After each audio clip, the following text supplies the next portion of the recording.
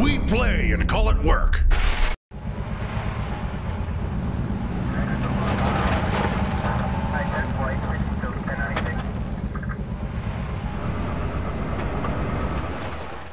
Hey there guys, Quirk here from MiniWarGaming.com, and welcome to this week's Sit and Talk. I've got a bunch of questions that you guys have asked me, and I'm here to answer them. So how this works, if you don't know, is 30 minutes of questions here, and then another 30 minutes in the vault. So we're just going to jump right into that. First question I have here is by Sagnit. Quirk, it's been a few days. Do you still desire chicken tendies? Yes. Yes, I do. All right. Next up, I have Jonovic. I think this is Jonovic. Hi, Quirk. Hope you're feeling well after the 24-hour live stream. I have a question regarding orcs. Okay. Once I complete my current work on Flesh Tears, I plan to update the orc army I bought recently. If I have 3 groups of 30 boys and a knob with a banner and a pain boy for each of the groups, a good idea or waste of points? I saw you run a pain boy for each boys group in a banter, and was interested to hear what you think of that setup. Thanks for the battle reports. Keep up the good work. It is a good idea. The math behind that one is kind of a little bit self-explanatory in the sense that boys only have a 6 of armor save to begin with, so any type of rend whatsoever is going to just mean that you're pulling boys off the battlefield when they start getting shot by things. And with the amount of flamers that are coming out and the amount of just weapons that have a rend of at least -1, it's going to chew through those units of 30 boys like it's absolutely nothing.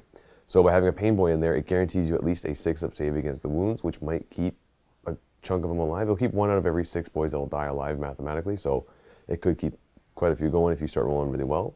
And then the 30 boys, because you have at least 20 or more, they get an extra attack. And then on top of that, with the banner, pardon me, they're hitting on 2s instead of 3s. So now you've got 30 boys with, I believe it's 3 attacks apiece. Hitting on 2s at strength 4, so they're probably going to be wounding on 4s. So it's a good strategy. It's a ton of attacks. The only problem is that with the way everything's working right now, you're pretty much going to be relying on those pain boy saves. There's no real way around it unless you throw like a custom force field nearby. But the thing is, the custom force field's rules are that you have to have the entire unit in that area, and that's kind of difficult to do with a big blob of 30 boys unless you have like a mech with a custom force field standing like right in the middle of the unit. So just keep that in mind. It is a good idea. If you're just starting out with orcs, it's a great way to kind of figure them out and learn just right off the hop what the base strategy for orcs is, and that is just run across the field, charge into combat, and surround your opponent so they can't flee, and spend the entire time just welling on them with orc boys. So, also a unit of 30 boys has a leadership of 30, so you very rarely have to worry about them running. And then they also have mob rule, so if they're standing next to another unit with 30, they can borrow each other's leadership. So it's very, very difficult to make those units of boys just break. So, all right, moving on, we have Lord O'Bones. Hey Quirk, the 24-hour live stream was great. I assume by the time you're reading this, you guys have had an idea of how well it worked for you, both in terms of interest and money raised from donations. So what, blah, blah, blah. With that in mind, what do you think it was successful enough for you or anyone else at MiniWarGaming to do again? Also, Harley Quirk t-shirts, when? Question mark. I think it went fairly well, actually. Didn't really talk too much with everybody about it afterwards, but my general idea of it was that Matt was very happy with how it went, and it might be something we look at doing in the future. That's not really for me to say, but I was very happy with it. Oh, here he is. Do you want to? No, it's okay. You keep the mic. They'll hear me. Okay. It was awesome. Very glad that Quirk experimented with it. In the end, we raised over $1,000 in funds. That's after YouTube took their 30%, which I know some people are like 30% is a lot, but it's actually not too bad considering they provide the service for free. Whatever. We can debate that, but they take their 30%, so there's $1,000 left over. But when you even that, that's spectacular. And we're definitely, there's 2 things that we're planning on doing to kind of further the experiment for live shows. One is that these sit and talks will eventually turn live. Ooh. And the second is that our next Dark Heresy campaign, because we're just about finished filming the current one, which will start going out for free in a couple weeks, will be actually probably 99% done live, assuming we can work out all the technological kinks, which Quirk is going to be helping us with. I discovered a few. Yeah. Well, no more because our current computer needs a little bit of work to to get it to work. So the next one will be done on a weekly basis live. And so that's all thanks to everybody who contributed. Because honestly, him doing the 24-hour live stream, Quirk doing it, was like, yeah, sure, why not? Go ahead and do it. You want to stay up for 24 hours painting? Okay. It'll be fun. But the fact that without asking for it and without remembering that we even had it enabled, we raised over $1,000. That made me realize that you guys really want this and that you're willing to show that support. And so if you really want it and then we can make it profitable like that, then the answer is yeah, we'll definitely do it. That's it. Matthew out. So there you go. Oh, wow, he even centered it for me. Thank you. Oh, but it's crooked. There we go. That's better. So yeah, that should answer your question. Also for Harley Quirk t-shirts, when? Maybe if we design one, or if somebody designs one. Heck, if you have a design for one or an idea for one, email it to me, quirk@miniwargaming.com, and if we like it, we'll see what we can do about it. Because I thought that was hilarious. All right, next up we have Zombie Ion 200. I'm going to go with that. Everybody, you guys will cram your names into like one thing. It's like, okay, where's the break? Anyway, hey Quirk, have you ever considered starting a Tyranid army? If so, what hive fleet / playstyle would you run them? Ooh. See, it's crossed my mind a couple times to actually start Tyranids. The only thing that's kind of deterring me from it is the just a general lack of knowledge. I don't know anything at all about Tyranids. The only knowledge I have about Tyranids is from what I hear Matt talking about with his Tyranids. So I don't know the hive fleets. I don't know the play styles. I've played against them a handful of times, and usually it's weird one-off type specialty type games. So because of that, I don't know very much about them, and I can't confidently answer your question. If I was to start them, I would probably go with something that's a little bit more shooty. I know everybody likes the run in and charge, drop the Swarm Lord and the Turvagon, I don't know, something gone on the board, and then have everybody that was riding along with the big guy there charge him because the Swarm Lord forfeited shooting phase. That's the only thing I know. And then you've got the Psychers, which everybody knows because that was something we talked about for weeks. But aside from that, you can show me 3 Tyranid models and tell me to name them. I won't know what they're called. I am being completely honest there. Whenever I have a Tyranid player come in or whenever I have to play against Matthew, it's a lot of, what's that model's name again? Okay. One more time. Okay. So, yeah, I don't know anything about Tyranids, but I would consider starting them. Maybe? Maybe. If I was to do them, I don't know what hive fleet it would be, but I would probably paint them up in the colors of the first encounter that you hear in the Beast Arises series, where they're running up against a bunch of Tyranids that have like shiny, metal-looking, almost like cockroach-style shells. So that sounded really cool. So, all right. Sand Viper 67. Hey Quirk, awesome 24-hour live you did. I only caught some of it live, but I wanted to ask. You say you thin your paints in the pots. How much water do you put in the brand new pot to thin it? Keep up good work and happy wargaming. So what I do for that is when I first open up the pot, I'll give it a really good shake. I won't even do anything to it. I'll just give it a really good shake and see kind of what the consistency of it, because I find depending on the style that we're dealing with here, like if it's an edge paint, if it's a base, if it's a layered, so on and so forth. And then what I will do to kind of help myself out a little bit is, you know how they have those little lids that when you pop it open, it's got like that little shelf thing that you're supposed to pull the paint off of? I will put 2 drops of thinner on that, and then I'll shake it up from there. And that usually will thin it out enough on the top layer and keep it from drying and getting, you know, weird on the sides. I'll do that, and then I'll borrow one of Steve's agitators, which are essentially just little marbles, and keep that in the pot. So I'll just shake it regularly. It keeps the paint nice and flowy. It keeps it very liquidy, so it never actually gets those chunks, which I know Ceramite White does all the time. You can open up a brand new one and just be like, oh, that's awesome, and close it, open it up the next day, and it is just like caked. So that's actually the reason I learned how to do that, was because I had to do something to keep my Ceramite White actually staying proper. Not even like pulling out of the pot or putting it on a pallet. I still found that even with the lid closed, or just the short amount of time that I would leave that lid open, it would mess up the paint. So I started with pouring thinner into that, and then realizing that I could actually just pull straight from the pot if I was to do it. So I usually will give it a good shake, see what the consistency is, see how old the paint is. If it's a fairly new pot, I'll give it two drops of a paint thinner, Not like paint, not like varnish paint thinner. I mean like an airbrush thinner, almost like a water type consistency, and just go from there. So it helps. Don't do it to metals. Do not do that to metals, because then you're just going to get flakes everywhere. So that metals, I was doing it just because I didn't want to have to try and get a palette. But if you are going to use your metals, use a palette. Don't thin the paints in the pot. So,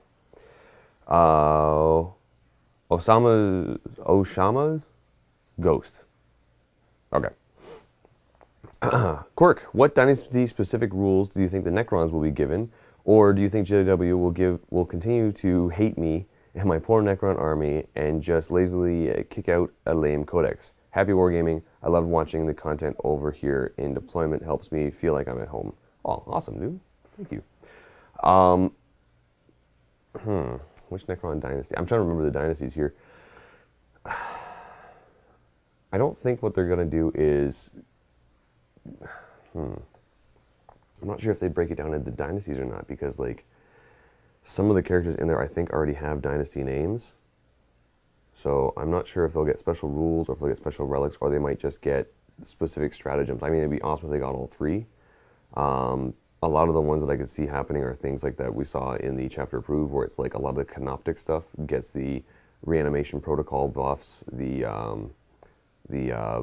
buffs to how to, or what you need to roll it, rerolls for it, things like that. I don't think we're going to see another Takirian. I don't think we're going to see anything close to that. They learned their lesson, and they're just going to try and keep it all balanced. We're going to probably see a lot of cut and paste, to be honest. So it's a lot of pay 1 or 3 command points to put this unit into reserve.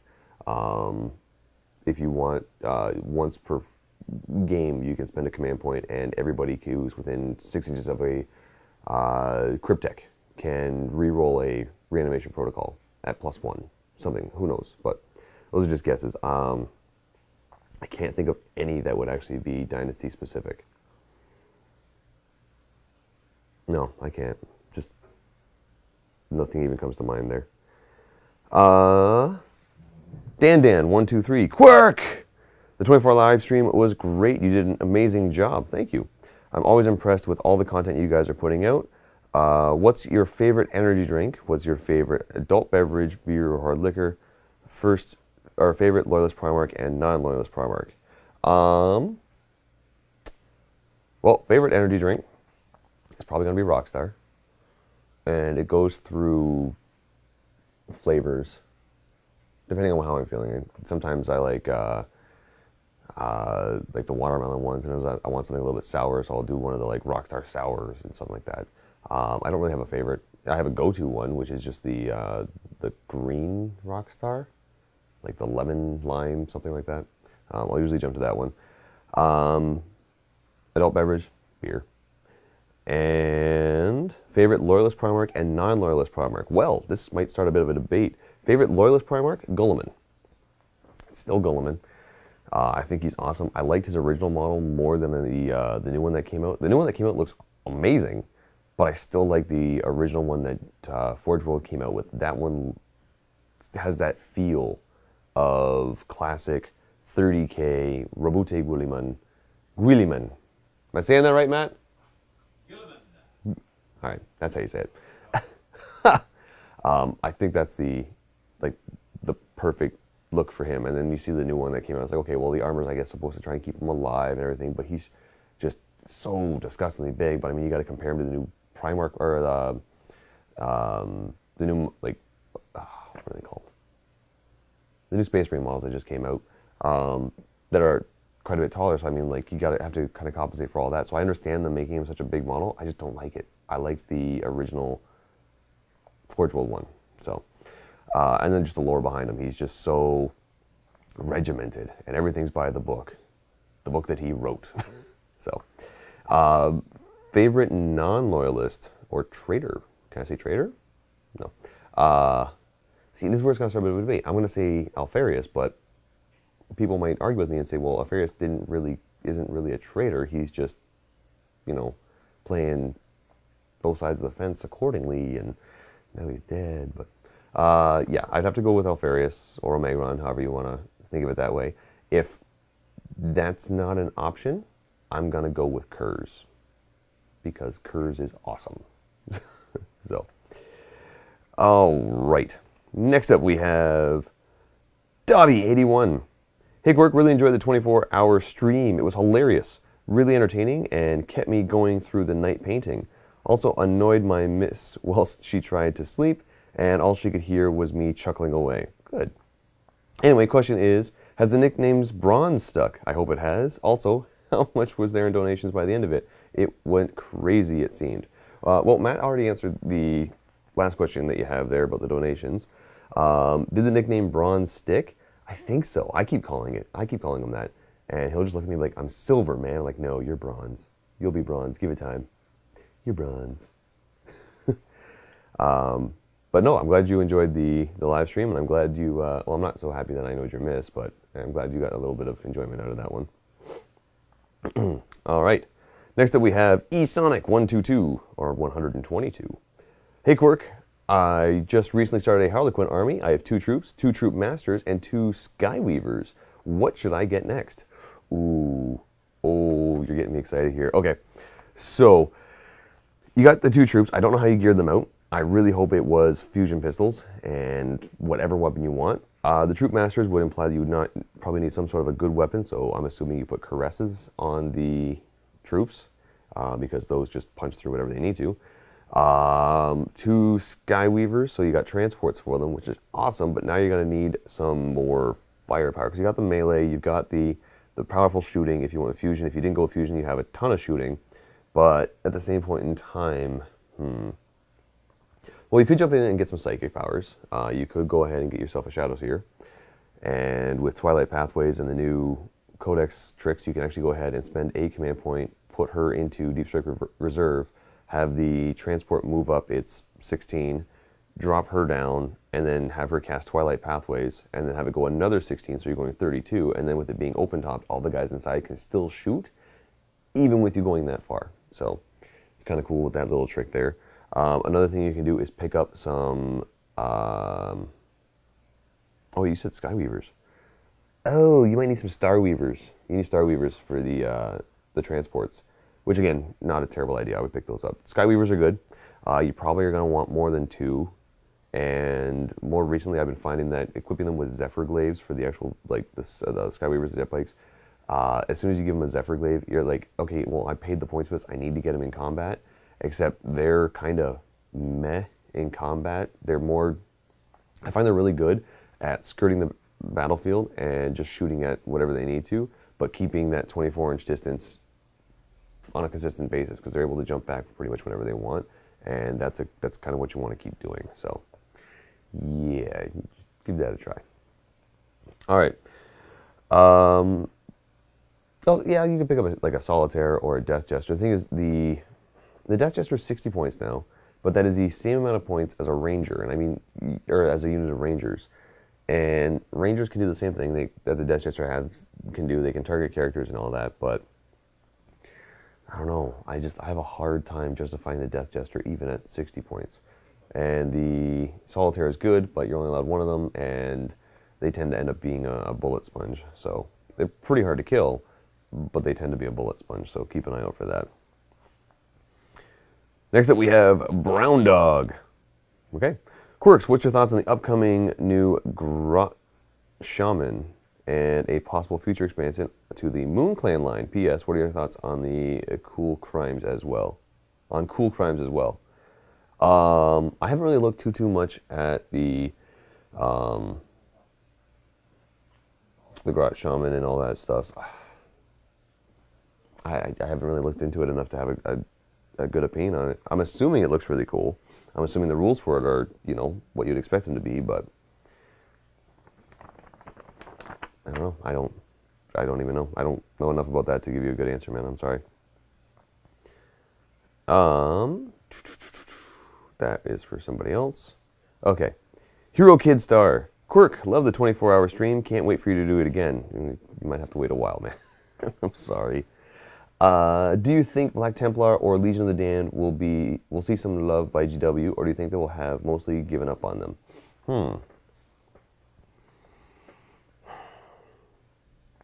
What I would hope is that with the way Games Workshop's kind of been going with their Not so much Black Templar, I mean more for Legion of the Damned with their kind of specialty, elite, one-off type things, is they do the same thing that they did with the Legio Custodes and give them their own codex, give them a whole bunch of new things. Like, I think it would be awesome if it was just like, okay, here comes, you know, the new Legion of the Damned book, and it's an army that for some reason is able to ignore the 50% deep strike rule. They can go to 75% of their armies in deep strike, and they have bikes, they have skimmers, they have assault troops, they're essentially just a on-fire deep strike awesome version of a Space Marine army.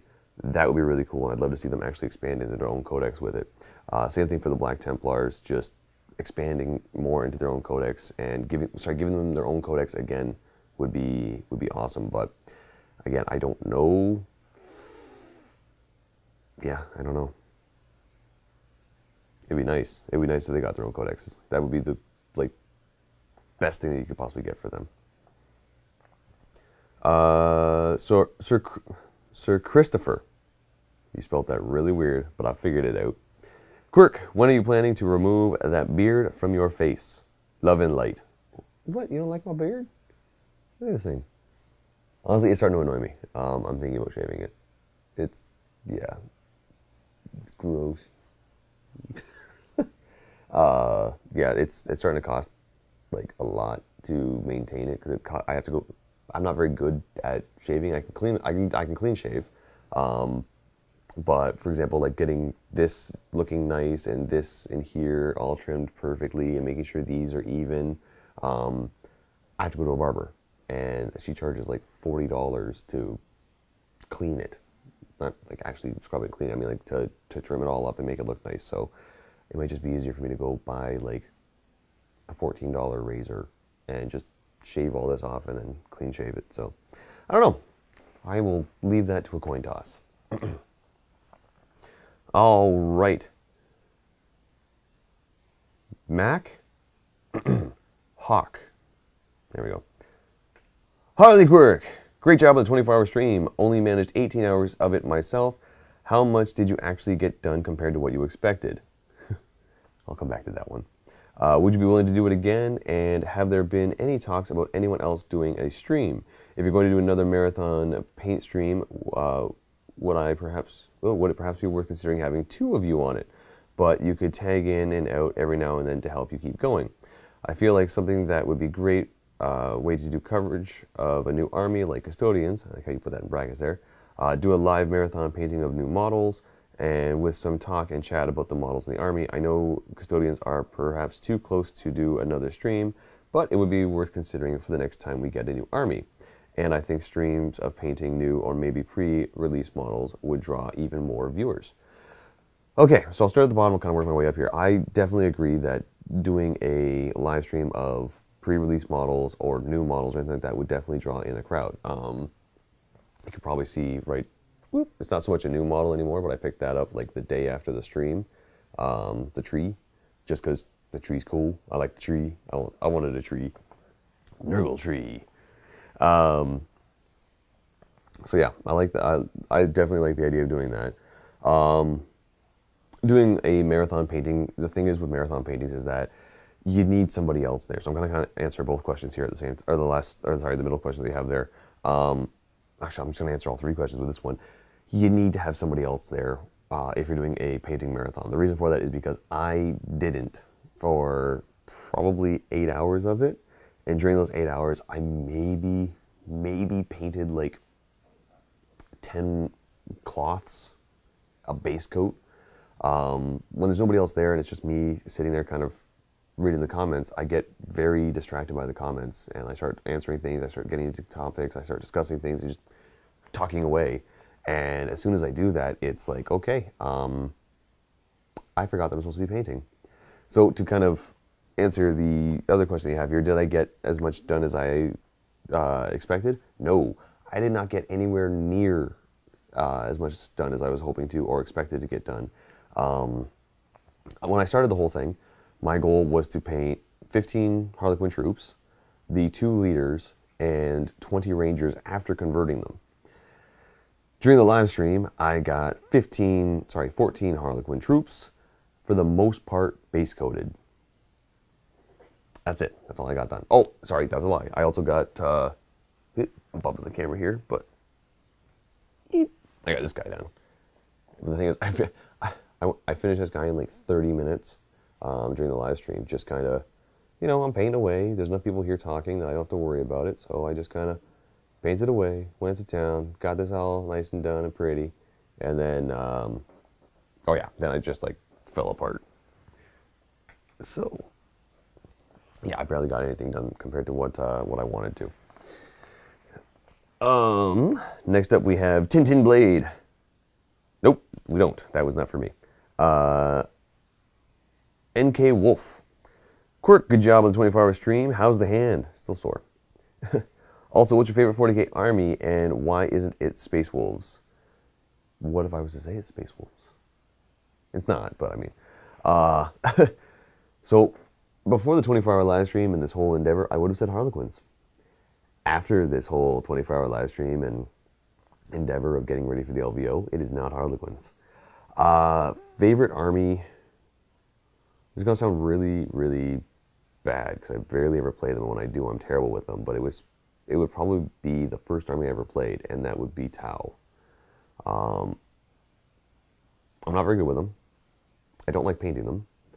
I don't know anything about their lore. I just like the way they play, and I love their aesthetics. I like the whole idea of we're just fish people in robots. So, and I like robots, but I don't care for the Castellan robots. Complex. Anyway, yeah, it would probably be Tau. If I had to start a Tau army, I probably wouldn't. I would be like, nope, someone else can take it. I would play it occasionally when I'm like, oh, okay, I don't know what I want to play. All right, let's give Tau a try, and I'll play that really quick. But otherwise, no. No, I would not start a Tau army. I have a Storm Surge up there. Yeah, Storm Surge up there that I'm trying to paint in Iron Man colors. I just gave up on it. I'm like, no, I don't care anymore. I don't wanna. I'm done. Good game. It's a good game, everybody. Good game. Where did we go here? Lavarius. Quirk, love the live stream. I donated and painted the whole time with you. Awesome, dude. Thank you. Appreciate that. And good for you for being able to stay there and paint that entire time. Would love to see it again, even if it was just a day at MiniWarGaming doing painting, working, gaming live. Anyways, can you go find bronze and scream bronze re? Keep rolling those ones, Lavarius. Yeah, okay. Bronze! Re! Chicken tendies! Never gonna let that down, am I? Nope. Not gonna happen. There you go. Okay. How are we doing for time here? Not too bad. I might go a little bit over. That's all right. Captain Snick Daka. Quirk! Which orc clan is your favorite? What kind of rules would you like to see that clan get in for 8th edition? And also, what other orc changes in general would be interesting? Oh, my favorite clan is probably the Speed Freaks, because they're just cool, and red makes you go faster. I think I said that a couple times last year. I was just like painting red on them. Anyway, I'm getting off topic. Yeah, definitely Speed Freaks. Rules I would love to see them get. When they advance, they automatically go 6. They don't have to roll for it. Would be sweet. And also being able to advance and charge. It just makes sense because they're going super full tilt in, or okay. How's this for a sweet rule for orcs? And now orc players out there might get like tingly at this one. I would love to say Speed Freaks would get this, but I mean any clan I think would be able to get this. But you can disembark from a truck after it's moved and still move. Let that sink in for a minute. Let that sink in for a minute. That's the one rule that I would love to see orcs get. Just be the only army that can disembark after a vehicle has moved. It's just the idea of it's like flying in, the orcs are just jumping out, like Mad Max style. Anyway, that would be sweet. I would love that. Big Mikey, Quirk. Live stream was great, even though I could only watch for a few hours. Hey, man, even if you were able to tune in, I appreciate it. I'm not a tourney player myself, but I enjoyed your coverage as well as discussion about the meta and strategies, etc. Was just curious if people are surprised on how well you know the rules when you don't have to play/film and host a guest all at the same time. Thanks for all you do. There are stories. There are stories I wish I could tell, but I can't / won't, because the person or people I'm talking about may be watching this. But it does happen. Every now and then at a tournament, I will see somebody's army, and I'm going to use a very generic example here, but argue with them about how their army works to benefit them because they don't know how to play their army. For example, if somebody has Eldar and they've got Rangers and they're giving them the Ollie talk, so now they're -2 to hit. And I look at my opponent and say, okay, I'm going to shoot at you. I normally hit on 4s, but I'm hitting on 6s because you have all the modifiers. And my opponent goes, well, no, I have to spend a stratagem to get the modifier. I'm sorry, what? Why? Well, because I'm only -1 because of Ollie talk.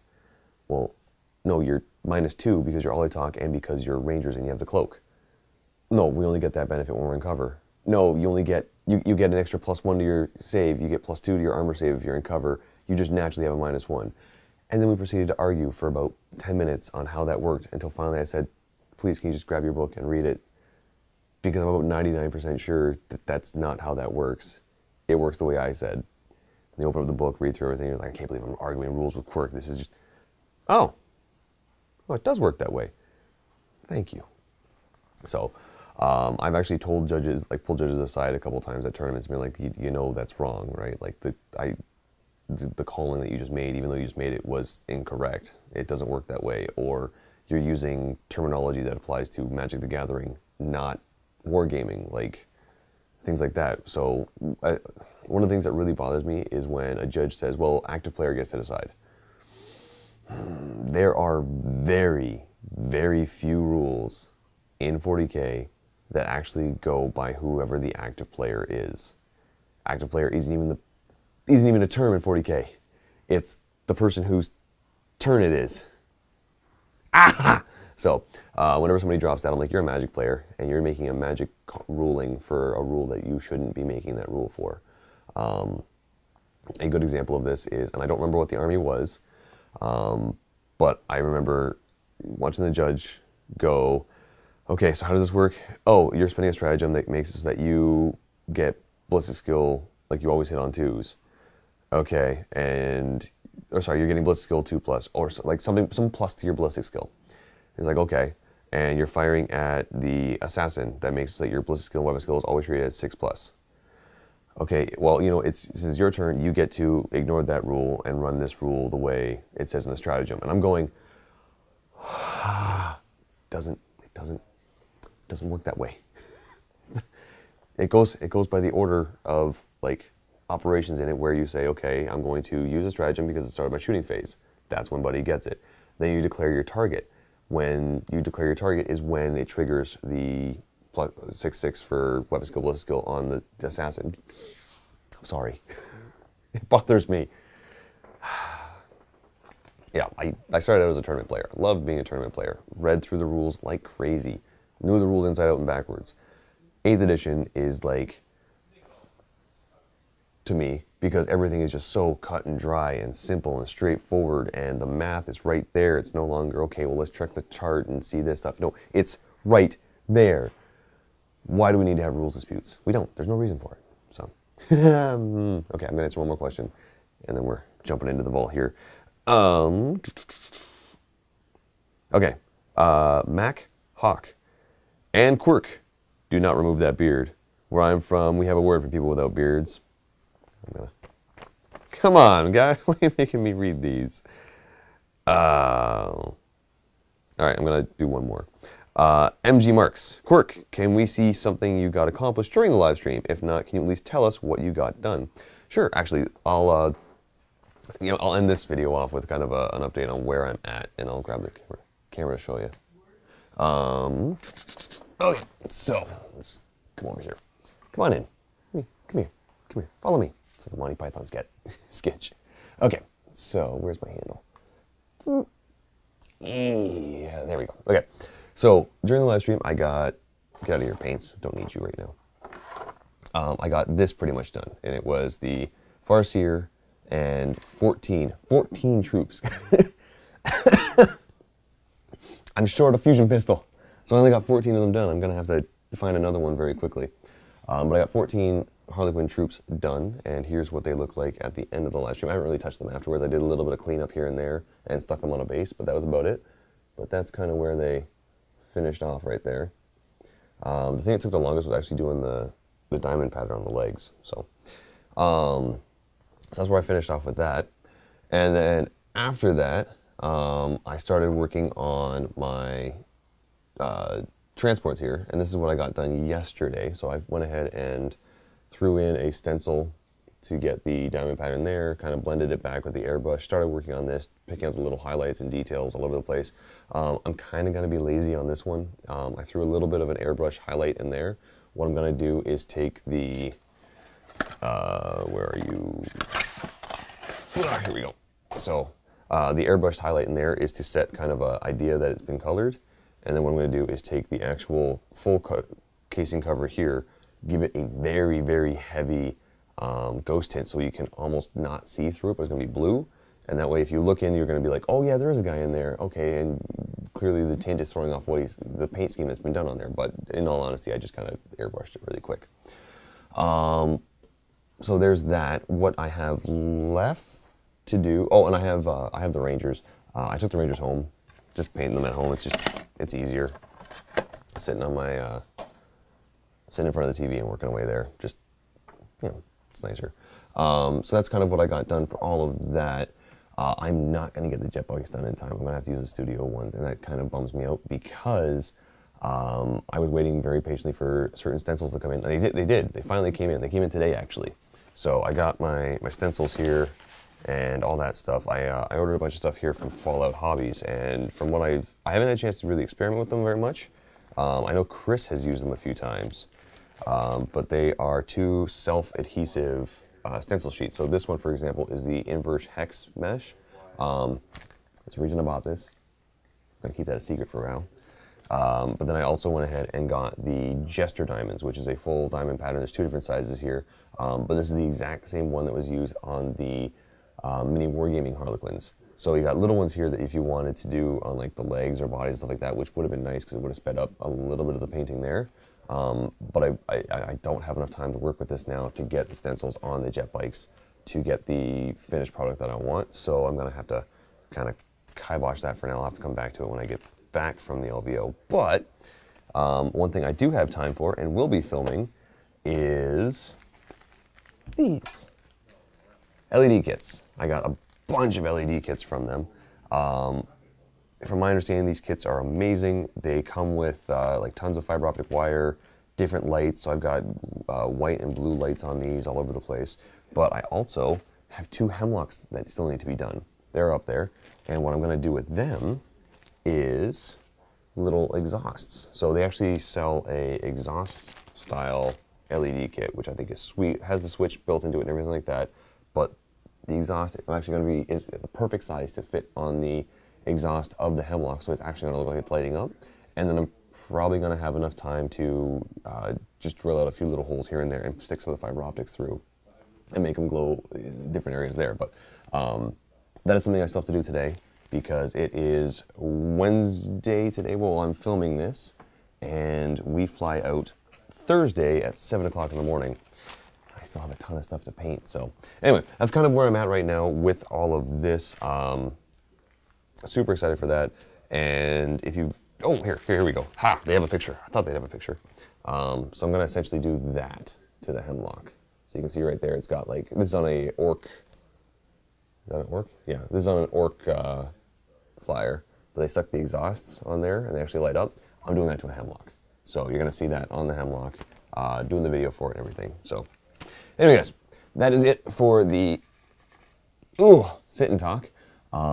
I don't know who's actually, I don't know who next week is. Matt's outside. I don't want to get mad at me. My guess is Chris. And if it's not, I'm sorry.